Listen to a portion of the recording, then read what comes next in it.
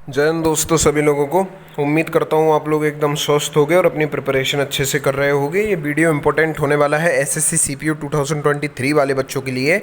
पूरा नोटिफिकेशन मैं आपको एक्सप्लेन करने वाला हूँ। उस वीडियो में हर एक चीज़ के बारे में जानकारी देने वाला हूँ, तो जल्दी से आप लोग जो है चैनल पर बने रहें और स्टार्ट करते हैं बिना आप लोगों का समय गंवाएं इस वीडियो को। देखो, आप लोगों का जो है नोटिफिकेशन आउट हो चुका है। थोड़ा तेज तेज बोलूँगा अगर आप लोगों का समय, क्योंकि बहुत ज़्यादा कीमती है, इस वजह से थोड़ा तेज तेज बोल के जल्दी से चीज़ें आप लोगों को समझा दूंगा। आप लोगों का नोटिफिकेशन आउट हो चुका है SSC CPU sub inspector Delhi SI और सेंट्रल आर्म्ड पुलिस फोर्सेस के लिए। तो इसमें आप लोगों का जो डेट्स होने वाली हैं, सबसे पहले उनके बारे में मैं आप लोगों को बता देता हूँ। यहाँ आप लोग इसको पढ़ लीजिए। ये आप लोगों की इंपॉर्टेंट डेट्स हैं, जितनी भी वो सारी होने वाली हैं। ऑनलाइन एप्लीकेशन आप लोगों का स्टार्ट हो जाएगा 22/7/2023 से 15/8/2023 तक ये आप लोगों का चलने वाला है। लास्ट डेट आप लोगों की 15/8/2023 होने वाली है। Date of form correction window जो आप लोगों की है वो 16/8/2023 से 17/8/2023 तक होने वाली है। कोशिश ऐसा करना कि फॉर्म आप लोगों का सही भरे, क्योंकि करेक्शन आप लोग करेंगे तो फिर उसका चार्जेस लगते हैं, ठीक है ना।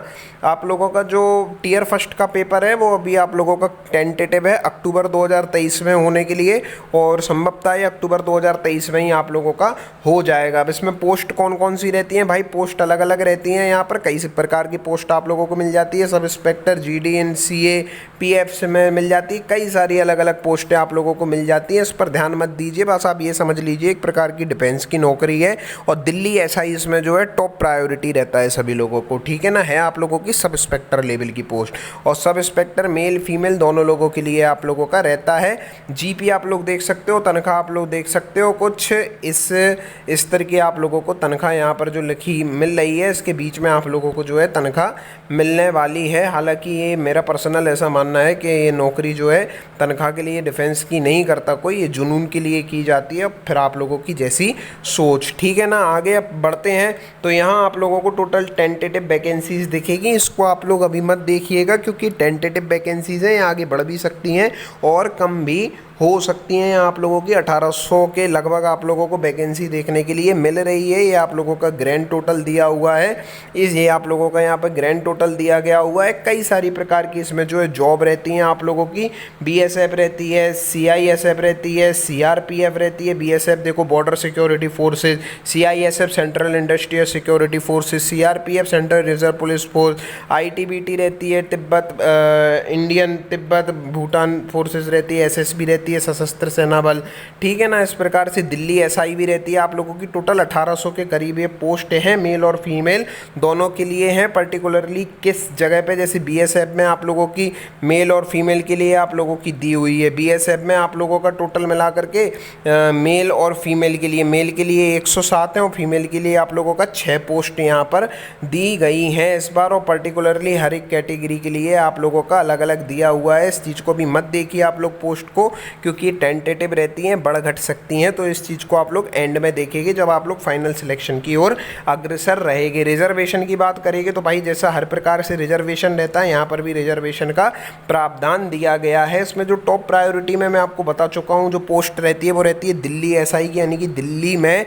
सब इंस्पेक्टर की पोस्ट रहती है, ठीक है ना। सभी लोग उसी को प्रायोरिटी पर रखते हैं। फॉर्म कौन भर सकता है? जो इन 3 देशों से संबंध रखते हो, इंडिया, नेपाल, भूटान, इन 3 देशों से आपको संबंध रखोगे तो मेरे दोस्त, मेरे भाई, आप लोग फॉर्म भर सकते हो, ठीक है ना। ये आप लोगों की चीज़ हो गई। एक सेकंड रुकिएगा। हाँ, अब अपन लोग आगे बढ़ेंगे तो एज लिमिट की बात करेंगे दोस्त। तो आप लोगों का जो एज लिमिट है वो 1/8/2023 से लिया गया है। यहाँ से आप लोगों का काउंट किया जा रहा है एज लिमिट 1/8/2023 से। जो भी आप लोगों का एज लिमिट होगी वो इसी तारीख से देखी जाएगी। यहाँ आप लोग पढ़ सकते हैं, इसके पहले और इसके बाद आपका जन्म नहीं होना चाहिए, और बाकी जो रिजर्वेशन का क्राइटेरिया रहता है वो लागू रहेगा। उस हिसाब से आप लोगों को रिलैक्सेशन भी मिल जाएगा, ठीक है ना। ये चीज़ आपको समझ में आई होगी। आप लोगों का रिजर्वेशन का क्राइटेरिया है, इसको आप लोग नोटिफिकेशन डाउनलोड करके एक बार खुद से देख लीजिए, क्योंकि अलग अलग कैटेगरी के लिए अलग अलग रिजर्वेशन का प्रावधान किया जाता है यहाँ पर, ठीक है ना। बात करेंगे और नीचे आएंगे, सारे इंपॉर्टेंट पॉइंट मैं आपको जल्दी जल्दी से बता देता हूँ। प्रोसेस ऑफ सर्टिफिकेशन, ये सारी चीज़ें आप लोगों का बहुत नॉर्मल है। जो व्यक्ति ग्रेजुएशन किए रहता है वही जो है इंस्पेक्टर लेवल का फॉर्म है तो वही जो है भर सकता है। एसेंशियल एजुकेशनल क्वालिफिकेशन आपकी 15/8/2023 तक आपके पास होनी चाहिए।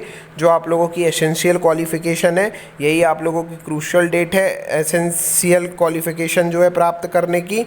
इसके अलावा आप लोगों को अगर दिल्ली पुलिस में जो है चाहिए तो आप लोगों को फिर भाई वो भी होना चाहिए। आप लोगों के लिए ड्राइविंग लाइसेंस होना चाहिए आप लोगों के पास LMW का, यानी कि मोटरसाइकिल और कार का। सीधे शब्दों में कहूँ तो 2 व्हीलर और 4 व्हीलर दोनों का आप लोगों के पास ड्राइविंग लाइसेंस होना चाहिए। अगर आपको दिल्ली SI में जॉब चाहिए तो भाई सभी लोगों के पास रहता ही है, सभी लोग बनवा ही लेते हैं आजकल, सभी लोग सजग हैं इन सब चीज़ों को लेकर के। तो हो गई। अब हाउ टू अप्लाई, भाई अप्लाई करने के लिए आप लोगों को, अगर आप लोग पहली बार फॉर्म भर रहे हो तो भाई यूट्यूब से जा कर के एक बार चेक कर लेना हाउ टू फिल जो भी आप लोग फॉर्म भरो वो उस चीज़ें। और अगर आप लोगों को फॉर्म भरना आता है तो मुझे फिर ज़रूरत ही नहीं है आप लोगों को बताने के लिए। और बाकी अगर पहली बार आप लोग फॉर्म भर रहे हो तो आप लोग मोबाइल से भी भर सकते हो, वरना साइबर कैफ़े वाले भैया तो जिंदाबाद थे ही आप लोगों के। ठीक है, आगे बात करते हैं आप लोग। जी हाँ बिल्कुल, आप लोग जो है करेक्शन कर सकते हैं। करेक्शन की डेट भी आप लोगों को मैं ऊपर बता चुका हूँ। और आप लोग पेमेंट जो है ओनली आप लोगों का अब ऑनलाइन माध्यम से ही होगा। ऑफलाइन माध्यम से पेमेंट की व्यवस्था SSC ने बंद कर दी है। अभी कुछ दिन पहले नोटिफिकेशन डाल करके बताया था। तो वैसे भी अभी सब लोग ऑनलाइन ही कटवाते हैं फ़ीस। एग्ज़ाम सेंटर चुनने पड़ेंगे दोस्त आप लोगों को, 3 एग्ज़ाम सेंटर चुनने पड़ते हैं। तो आप लोग ये देख लीजिए, यहाँ पर लिस्ट दी गई है आप लोगों को। या तो आप लोगों का शहरी मिल जाएगा ऑनलाइन एग्जामिनेशन के लिए जब आप लोग सेंटर चुनेंगे, या फिर आसपास का कोई ना कोई शहर आप लोगों को मिल ही जाता है। स्कीम ऑफ एग्जामिनेशन ये बहुत ज़्यादा इंपॉर्टेंट चीज़ है। देखो भाई आप लोगों का सिलेक्शन होगा कैसे। सिलेक्शन के लिए सबसे पहले आप लोगों को टियर फर्स्ट देना पड़ेगा, टियर 1 देना पड़ेगा पेपर, ठीक है ना। जब आप टियर 1 दोगे तो उसकी आप लोगों की कट ऑफ उठेगी। उसके बाद आप लोगों को फिजिकल स्टैंडर्ड टेस्ट यानी कि PST के लिए बुलाया जाएगा, ठीक है ना। एंड आप लोगों का फिजिकल एंडोरेंस टेस्ट यानी कि PET के लिए भी सेम आप लोगों को बुलाया जाएगा, जिसमें आप लोगों से भाई उछल कूद करवाई जाएगी, फिजिकल करवाया जाएगा, रनिंग करवाई जाएगी, जितनी भी चीज़ें हैं वो सब करवाए जाएंगे। इसके बाद आप लोगों का टियर 2 होगा, जिसमें आप लोगों का मैं बताता हूँ अभी क्या आप लोगों का पैटर्न रहेगा। टियर 2 में ओनली इंग्लिश आती है आप लोगों की, ठीक है ना। जब ये हो जाएगा आप लोगों का तो फिर इसके बाद आप लोगों का डिटेल्ड मेडिकल एग्जामिनेशन होगा। भाई डिफेंस की नौकरी है, मेडिकल बहुत ज़्यादा ज़रूरी होता है, तो डिटेल्ड मेडिकल एग्जामिनेशन होगा। अब आप लोगों को बताता हूँ कि किस प्रकार से आप लोगों का वो रहने वाला है, पैटर्न किस हिसाब से रहने वाला है। देखो सबसे पहले टियर फर्स्ट होता है। टियर फर्स्ट में आप लोगों के ये 4 विषय आएंगे। जनरल इंटेलिजेंस एंड रीजनिंग, ठीक है ना, पहला विषय आप लोगों का। दूसरा आप लोगों का general knowledge and general awareness. तीसरा आप लोगों का क्वांटिटेटिव एप्टीट्यूड यानी कि गणित। और चौथा आप लोगों का इंग्लिश कॉम्प्रीहेंशन यानी कि इंग्लिश ऑब्जेक्टिव इंग्लिश आती है। 50-50 क्वेश्चन आते हैं चारों विषय से, तो टोटल मिला करके आप लोग देखोगे तो 200 क्वेश्चन आने वाले हैं। एक क्वेश्चन का 1 नंबर रहता है, तो आप लोगों का टोटल मिला करके दोस्त यहाँ पर नंबर आप लोग देखोगे तो 200 नंबर का पेपर हो जाता है। 200 क्वेश्चन आएंगे, 200 नंबर के, 2 घंटे का समय रहेगा। बहुत आराम से जिसकी प्रैक्टिस होती है हो जाते हैं। बस थोड़ी सी स्पीड आप लोगों को ठीक ठाक रखनी पड़ती है। पेपर कुछ इतना ज़्यादा टफ आता नहीं। और इसकी जो कट ऑफ है टियर फर्स्ट की तो बहुत कम जाती है, क्योंकि यहाँ पर जो है हाइट हेल्थ का वो रहता है ना, चश्मा वगैरह, हाइट हेल्थ फिजिकल टेस्ट के लिए, तो वही बच्चे भरते हैं जो इसके लिए एलिजिबल रहते हैं। अब बात करेंगे फिर आप लोगों का वो होगा टियर फर्स्ट के बाद आप लोगों का फिर फिजिकल होगा, ठीक है ना। फिजिकल होने के बाद फिर आप लोगों को टियर 2 देना पड़ेगा। टियर 2 में आप लोगों की इंग्लिश लैंग्वेज एंड कॉम्प्रीहेंसिव यानी कि इंग्लिश ऑब्जेक्टिव इंग्लिश का पेपर होता है। यहाँ पर आप लोगों का 200 क्वेश्चन आते हैं, 200 नंबर के, यानी कि हर एक क्वेश्चन 1 नंबर का।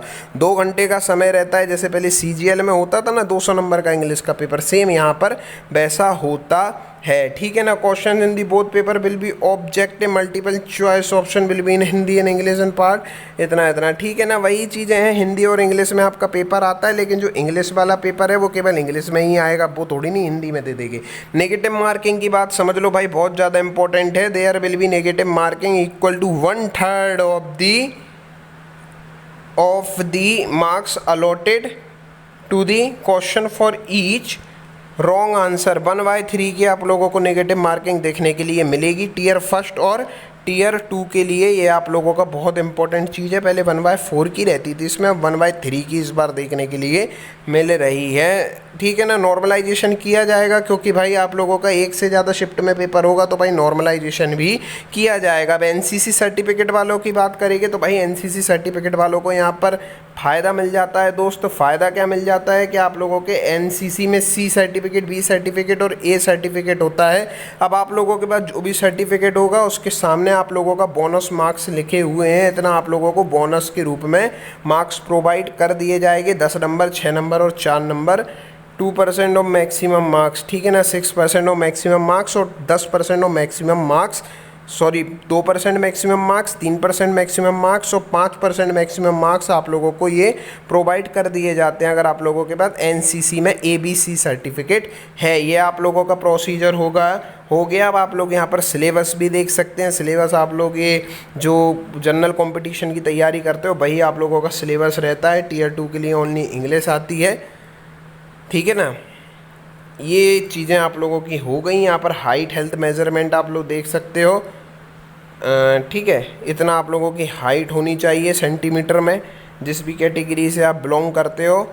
ये सारी चीज़ें आप लोगों की, और चेस्ट आप लोगों का यहाँ होना चाहिए। ये आप लोगों की हाइट दी हुई है और ये आप लोगों की हाइट है, ये आप लोगों का चेस्ट है। 5 सेंटीमीटर आप लोगों को फुलाना पड़ता है। मान लीजिए 80 तो मिनिमम होना ही चाहिए, इससे ज़्यादा फिर जितना भी हो उसमें 5 सेंटीमीटर का एक्सपेंड आप लोगों को करना पड़ेगा अपना सीना, ठीक है ना। रिलैक्सेशन वाला अलग केस होता है। अब यहाँ पर बात करते हैं आप लोगों की फिजिकल के बारे में। फिजिकल में क्या होता है तो ये आप लोगों का सब दिया हुआ है, मेल और फीमेल के लिए क्या क्या आप लोगों को फिजिकल के लिए करना पड़ेगा, कितनी क्या जंप लगानी पड़ेगी, कितनी क्या आप लोगों को रनिंग वगैरह करनी पड़ेगी, कितने समय में, ये सारी चीज़ें आप लोगों का दी हुई हैं। आप लोग पढ़ लीजिए, इसको समझ लीजिए। जैसे 100 मीटर करना है आप लोगों को 16 सेकंड में, 1 मील करना है 6.5 मिनट में, लॉन्ग जंप लगानी है 3.65 मीटर की, 3 चांसेस मिलेंगे।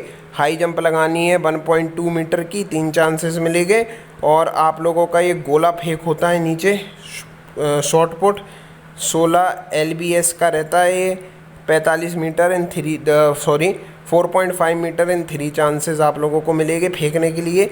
ये चीज़ हो गई। और यहाँ पर फीमेल के लिए भी इसी प्रकार से रहता है। आप लोगों का फिजिकल के लिए आप लोगों का फिजिकल टेस्ट हो जाता है। ये सारी चीज़ें हो गई ना। पीटी पीएचटी बहुत ज़्यादा ज़रूरी है, फिजिकली का सारा काम है यहाँ पर। और बहुत ज़्यादा बच्चे यहाँ पर फिजिकल में हट जाते हैं। फॉर्म वगैरह कैसे भरना है ये चीज़ आप लोग जा करके प्लीज़ कृपया करके एक बार यूट्यूब पे किसी वीडियो में जा करके देख लीजिए कि आप लोगों को कैसे फॉर्म भरना है। ये आप लोगों का वो चीज़ है, अगर आप लोग कुछ माल प्रैक्टिस करते हो तो आप लोगों को दंडित किया जाएगा। इतने सालों के लिए डिबार वगैरह कर दिया जाता है। तो ये चीज़ें नहीं देखेगी क्योंकि आप लोग गलत कुछ काम करेंगे ही नहीं। अब बात करते हैं फोटोग्राफ वगैरह के बारे में। मैंने आप लोगों को बताया, एक बार फॉर्म आप लोग ज़रूर देख लीजिएगा। जो न्यू कमर्स हैं कि आप लोगों को किस प्रकार से फॉर्म भरना है, और जो पुराने हैं उनको तो फॉर्म भरना आता ही है, वो केवल नोटिफिकेशन समझने के लिए आए हैं यहाँ पर। अब फोटो की बात करते हैं, जो मेन और इम्पोर्टेंट बात है जिसको लेकर के बच्चों के मन में हमेशा से कन्फ्यूज़न रहता है। तो देखो दोस्त, फ़ोटो आप लोगों की किस प्रकार से लगनी है। ये आप लोगों की फ़ोटो रही, सादा सी सिंपल सी बात है। ये आप लोगों की एक्सेप्टेबल फ़ोटो है। इसमें अगर आपको यहाँ कहीं नीचे तारीख नहीं दिख रही है तो फिर आपको भी कहीं तारीख नहीं डालनी, ठीक है। बस इतना याद रखना कि आपकी फ़ोटो 3 महीने से ज़्यादा पुरानी नहीं होनी चाहिए, क्योंकि जब आप पेपर देने जाओ तो ऐसा तो दिखना चाहिए ना कि जो आप पेपर दे रहे हो वो अभी आप ही हो। वरना आप 4 साल पुरानी कोई अपनी फ़ोटो लगा दो उसमें और अभी के आप में भर की ना समझ में आए। तो इसीलिए आपको 3 महीने से ज़्यादा पुरानी फ़ोटो नहीं लगानी है। ये आप लोगों की एक्सेप्टेबल फ़ोटो, इस प्रकार की फ़ोटो आप लोगों की एक्सेप्टेबल है। बाकी यहाँ पर नॉन एक्सेप्टेबल फ़ोटो है। चश्मा लगा के बिल्कुल भी फ़ोटो मत खिंचाना, जो मोस्ट इंपॉर्टेंट चीज़ है। जिन बच्चों को चश्मा लगा है, हालांकि मोस्टली तो भरेगा ही नहीं जिनको चश्मा लगा है, क्योंकि आप लोगों की आई साइट भी अच्छी होनी चाहिए इसके लिए। तो फिर भी जिन लोगों को जो है चश्मा लगा है, अगर आप लोग फॉर्म भरो तो भाई फिर चश्मा लगा के मत लगाना, क्योंकि फॉर्म रिजेक्ट हो जाता है। गॉगल लगा के भी मत लगाना आप लोग, और ज़्यादा डार्क फ़ोटो नहीं लगाना है आप लोगों को, उल्टी फ़ोटो नहीं लगाना। स्वाभाविक सी बात है भाई, उल्टी फ़ोटो थोड़ी नहीं लगा दोगे यार तुम लोग, ठीक है ना। और ऐसे आप लोगों को फेस करते हुए फ़ोटो नहीं लगाना, सेल्फी वगैरह नहीं लगाना, इतनी छोटी फ़ोटो नहीं लगाना कि उसमें कुछ दिखे ही नहीं, ठीक है ना। ठीक ठाक लेवल की जो है फ़ोटो लगाना है, ब्लर फ़ोटो नहीं लगाना है बिल्कुल आप लोगों को, रंग बिरंगी ऐसी सी फ़ोटो नहीं लगाना है, एक्स्ट्रा कलर हो जिसमें, कैप लगा के फ़ोटो नहीं खिंचाना है। यार ये तो बहुत सिंपल सी नॉर्मल सी चीज़ है, आप लोगों को पता ही होगा। ये आप लोगों की एक्सेप्टेबल फ़ोटो है, बस ऐसी आप लोगों को फ़ोटो लगाना है। इस प्रकार की आप लोगों को एक सिंपल सी फ़ोटो लगाना है। ये आप लोगों का नोटिफिकेशन का सार रहा। फीस भाई लगती है जिन कैंडिडेट की, जनरल ओबीसी कैंडिडेट की लगती है, ईडब्ल्यूएस वालों की लगती है, मेल कैंडिडेट्स की लगती है। तो आप लोग भाई 2 फीस 100 रुपये लगता है आप लोगों का फ़ीस का। करेक्शन चार्जेस भी फिर अलग से लगते हैं अगर आप लोग करेक्शन करोगे। बाकी आप लोगों की किसी की फ़ीस लगती नहीं। और अगर अभी भी आप लोगों के मन में कुछ डाउट हो नोटिफिकेशन से लेकर के, तो आप लोग कमेंट सेक्शन में पूछ लीजिए। तब तक के लिए जय हिंद, वंदे मातरम।